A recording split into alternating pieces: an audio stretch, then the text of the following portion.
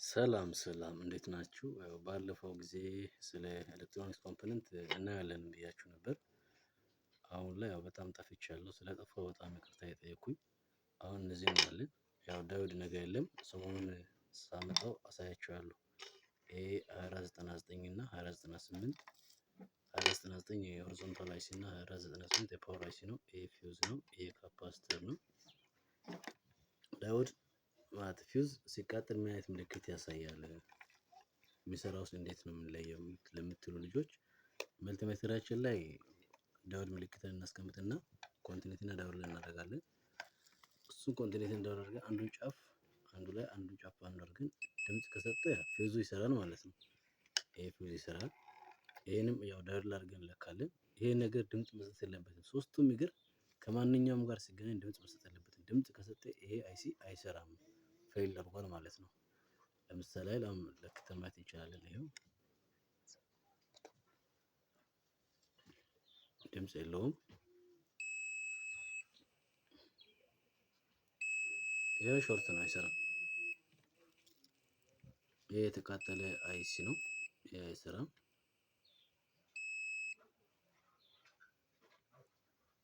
ይሄ የተቃጠለ አይሲ ነው።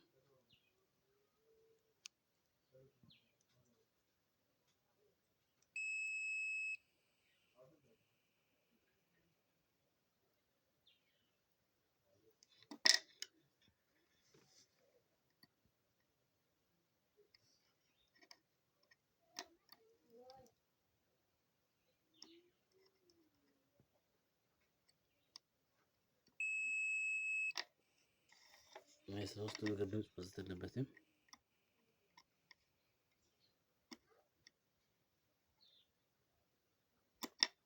ይሄኛው ይሰራል።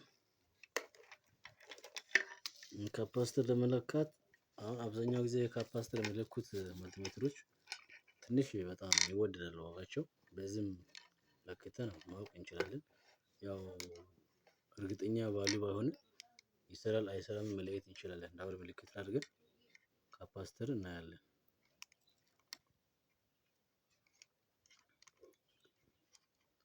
ካፓሲተር ሲቆጥር ቆጥሮ ወደ ኋላ ሲመለስ ይሰራል ማለት ነው።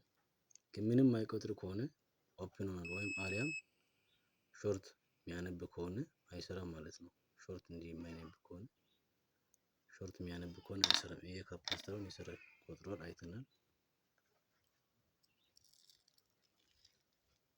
ያን ይሰራል።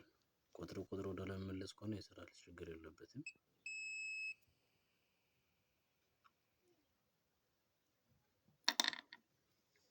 ይሄን ፊውዝ አይተናል። ይሄ ፊውዝ ድምጽ መስጠት አለበት። ድምጽ ካልሰጠ ይሄ ኦፕን ተቋርጧል፣ ፊውዙ ተቋርጧል ማለት ነው። ይሄኛው 2498 አይሲ የፓወር አይሲ ነው፣ ይሰራል።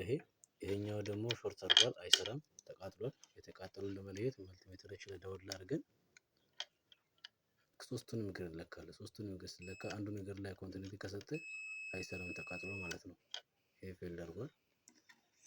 ቀጣይ ክፍል ቲቪ ቦርድ እናያለን። ለዛሬው አመሰግናለሁ። መልካም ቀን ተመኘሁላችሁ።